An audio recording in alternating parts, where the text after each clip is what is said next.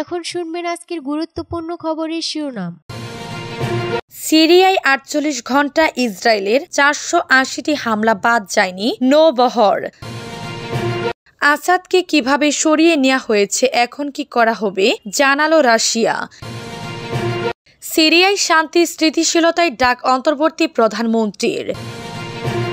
দক্ষিণ কোরিয়ায় গ্রেফতার হওয়া সদ্য সাবেক প্রতিরক্ষা মন্ত্রীর আত্মহত্যার চেষ্টা।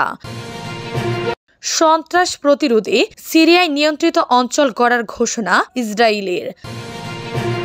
আমরা বাংলাদেশের উপর নির্ভরশীল নয়, তারা নির্ভরশীল, জানিয়েছে বিজেপি নেতা শুভেন্দু। সিরিয়ায় ৪৮ ঘন্টায় ইসরায়েলের ৪৮০টি হামলা বাদ যায়নি নৌবহর। সিরিয়ার ভূখণ্ডে গত ৪৮ ঘন্টায় ৪৮০টি হামলা চালিয়েছে ইসরায়েলি বাহিনী। ইসরায়েলি সামরিক বাহিনী জানিয়েছে সিরিয়ার ৫০টি নৌযান, বিমান, বিধ্বংসী ব্যাটারি, অস্ত্র উৎপাদন ক্ষেত্র সহ বিভিন্ন অবকাঠামোয় এসব হামলা চালানো হয়েছে।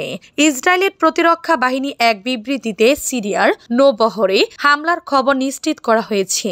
প্রেসিডেন্ট বাশার আল আসাদ সরকারের পতনের পর সিরিয়ার সামরিক সম্পদ যুদ্ধের আওতার বাহিরে রাখার প্রচেষ্টার অংশ হিসেবে এসব হামলা চালিয়েছে বলছে ইসরায়েল। বিবৃতিতে বলা হয়েছে, সিরিয়ার আল বাইদা ও লাতাকিয়া বন্দরে গত সোমবার রাতে হামলা চালানো হয়। এখানে ১৫টি জাহাজ নোঙ্গর করা ছিল। হামলার পরে ধারণ করা লাতাকিয়া বন্দরের একটি ভিডিও ফুটেজের সত্যতা যাচাই করেছে বিজেপি।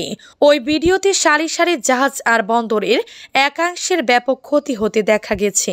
এর আগে লন্ডন ভিত্তিক পর্যবেক্ষণ প্রতিষ্ঠান Syrian observatory for human rights SOHR জানায়, গত রোববার বিদ্রোহীদের হাতে বাশার আল আসাদের সরকার পতনের পর থেকে সিরিয়া জুড়ে ৩১০টির বেশি হামলা চালিয়েছে ইসরায়েলের সামরিক বাহিনী।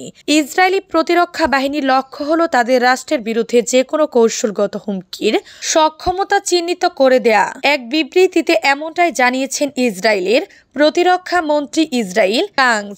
আসাদকে কিভাবে সরিয়ে নেওয়া হয়েছে, এখন কি করা হবে, জানালো রাশিয়া। বিদ্রোহীদের রাজধানী দামেস্কে প্রবেশের মুখে গত রোববার পালিয়ে রাশিয়ায় রাজনৈতিক আশ্রয় নিয়েছেন সিরিয়ার শাসক বাশার আল আসাদ। এখন রাশিয়া জানিয়েছে বাশার আল আসাদকে তারই নিরাপদে দামেস্ক থেকে সরিয়ে নিয়ে এসেছে।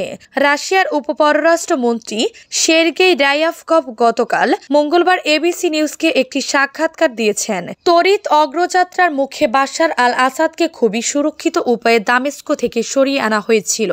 রায়াভকভ আরও বলেন, তিনি বাশার আল আসাদ সুরক্ষিত ছিলেন। এর অর্থ হলো এমন বিস্ময়কর পরিস্থিতিতে রাশিয়া প্রয়োজন অনুযায়ী ভূমিকা রাখে। প্রশ্ন করা হয়েছিল বাশার আল আসাদকে এখন বিচারের জন্য ফেরত দেয়া হবে কিনা।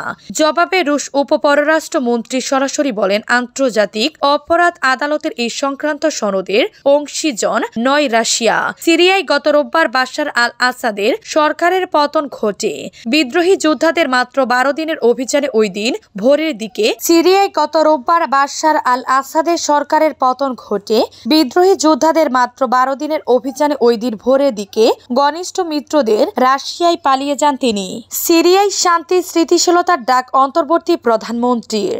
সিরিয়ার অন্তর্বর্তী সরকারের প্রধানমন্ত্রী মোহাম্মদ আল বশির বলেন, এখন দেশটিতে শান্তি স্থিতিশীলতার সময়। প্রধানমন্ত্রী নিযুক্ত হওয়ার পর গতকাল মঙ্গলবার কাতার ভিত্তিক আল জাজিরা টেলিভিশনকে দেয়া এক সাক্ষাৎকারে আল বশির একথা বলেন। দায়িত্ব নেওয়ার পর এটি তার প্রথম সাক্ষাৎকার। বিদ্রোহীদের অভিযান গত রোববার সিরিয়ায় বাশার আল আসাদ সরকারের পতন হয়। বাশার আল আসাদের ক্ষমতাচ্যুতির ২ দিন পর আল বশিরকে সিরিয়ার অন্তর্বর্তী সরকারের প্রধানমন্ত্রী করা হয়। তিনি ২০২৫ সালের ১ মার্চ পর্যন্ত এই দায়িত্বে থাকবেন। আল জাজিরা টেলিভিশনে দেয়া সাক্ষাৎকারে আল বশির বলেন, এখন সিরিয়ার জনগণের স্থিতিশীলতা ও শান্তি উপভোগ করার সময় এসেছে। আয়াত তাহরির আল সামির HTS নেতৃত্বে সিরিয়ার বিদ্রোহীরা গত ২৭ নভেম্বর বাশার আল আসাদ সরকার উৎখাতে অভিযান শুরু করে। বিদ্রোহীদের ১২ দিনের জটিকা অভিযানে রোববার পতন হয় ২ যুগ ক্ষমতায় থাকা প্রেসিডেন্ট বাশার আল আসাদের। বিদ্রোহীদের হাতে রাজধানী দামেস্কের পতন হয় বাশার আল আসাদ দেশ ছেড়ে পালিয়ে যান এক দুষ্ট কর্মকর্তা। মার্কিন সম্প্রচার মাধ্যম এনবিসিকে বলেন, বাশার আল আসাদ এখন রাশিয়ার মস্কোয় আছেন। দক্ষিণ কোরিয়ার গ্রেফতার হওয়া সদ্য সাবেক প্রতিরক্ষা মন্ত্রী কিম ইয়ং হিউন আত্মহত্যার চেষ্টা করেছেন।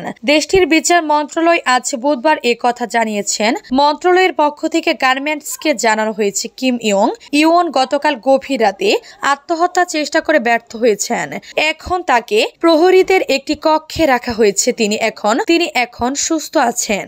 এ মাসের শুরুর দিকে দক্ষিণ কোরিয়ায় হঠাৎই সামরিক আইন জারির ঘোষণা দেন প্রেসিডেন্ট ইউন সুক ইউল। এ কারণে দেশটিতে রাজনৈতিক উত্তেজনা শুরু হয়। প্রেসিডেন্টের এই ঘোষণার বিরুদ্ধে অবস্থান নেন দেশটির পার্লামেন্টের সদস্যরা।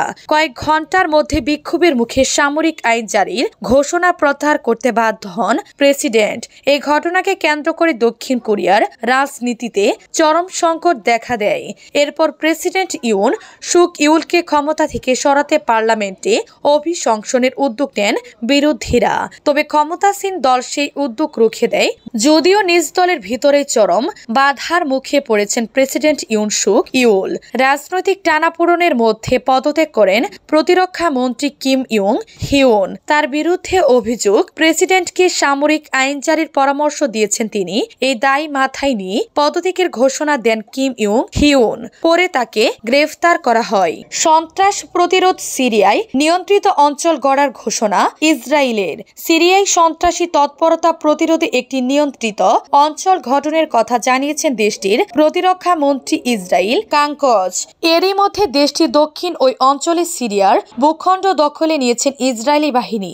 দেশটিতে বাশার আল আসাদ সরকারের পতনের পর বিমান হামলা জোরদার করেছে ইসরায়েল।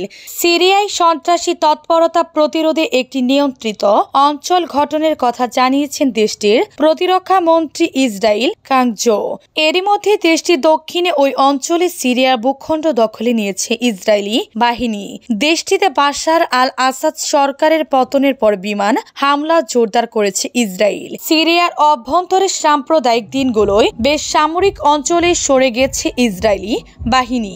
ওই অঞ্চলের মধ্যে দামেস্কো এরিয়ে কৌশলগত গুরুত্বপূর্ণ মাউন্ট হারমনের সিরীয় অংশ রয়েছে। পরিত্যক্ত সামরিক ঘাঁটি নিয়ন্ত্রণে নিয়েছেন ইসরায়েলি সেনারা। প্রতিরক্ষা মন্ত্রী ইসরায়েল কাঙ্কজ গতকাল মঙ্গলবার বলেন, তিনি সামরিক বাহিনীকে সিরিয়ার দক্ষিণ অঞ্চলে নিয়ন্ত্রিত অঞ্চল গড়ে তোলার নির্দেশ দিয়েছেন।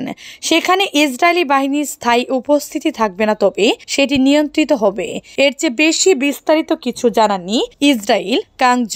তবে তিনি বলেন, ওই অঞ্চল গড়ে তোলার লক্ষ্য সিরিয়ার ভূখণ্ডে সন্ত্রাস প্রতিষ্ঠা ও সন্ত্রাসীদের সংঘটিত হওয়া প্রতিহত করা। ইসরায়েলের প্রতিরক্ষা মন্ত্রী এটাও নিশ্চিত করেন যে গভীর রাতে হামলা চালিয়ে সিরিয়ার বেশ কয়েকটি নৌযান ধ্বংস করা হয়েছে।